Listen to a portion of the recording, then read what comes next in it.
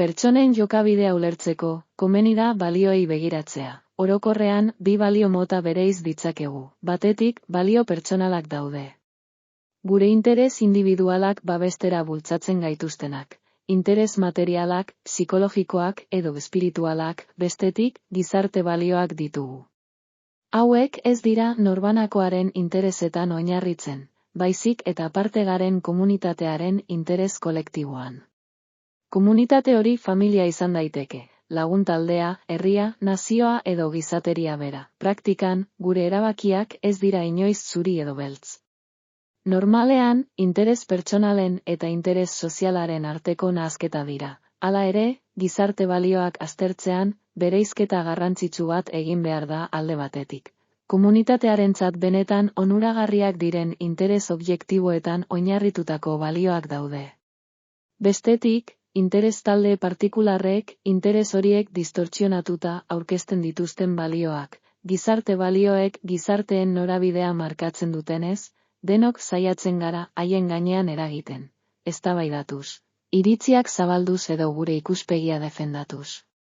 Baina argi dago ez dugula denok eragin gaitasun bera, mendebaldean, gobernuek eta, bereziki, korporazio handiek eragin izugarria dute iritzi publikoan. Komunikabideen bidez, ikus-entzunezko industriaren bitartez, hezkuntzan, ikerketan, gikeetan edo klase politikoan duten eraginaren bidez, gizarte balio nagusiak moldatzeko gaitasuna dute. Ondorioz, gaur egun nagusi diren gizarte balio askok bi osagai dituzte. Alde batetik, benetako erronka sozialak. Bestetik, interes korporatiboek sortutako distortzioa. Distortzio horrek ez ditu beti bere helburuak erabat lortzen. Baina bai jendea itxuraz positiboak diren erabakiak hartzera bultzatu. Erabaki horiek, askotan, sozialki axolagabeak edo zuzenean kaltegarriak izaten dira.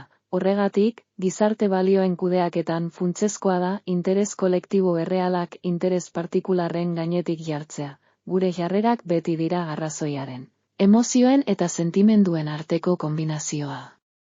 Baina interes korporatiboak tartean daudenean, azterketa arrazionala are garrantzitsuagoa bihurtzen da hori saihesteko. Askotan emozioen manipulazioa erabiltzen da manipulazio horren ondorioz. Gizartearen erronka objektibo batzuk pizkanaka usteldu dira. Emakumearen emantzipazioa, ingurumenaren defentsa, gutxiengoen edo migratzaileen babesa. Horren ordez, balio irrazionalak nagusitu dira. Diskurtso erakargarri baina hutzen bidez. Horregatik, beharrezkoa da berriro pentsatzea zer den benetan interes kolektiboa, eta balio horiek arrazionaltasunez eta arduraz berreskuratzea. Kultura eta hizkuntza politika sailak, hizkuntza politikarako sailburuordetzak diruz lagundua.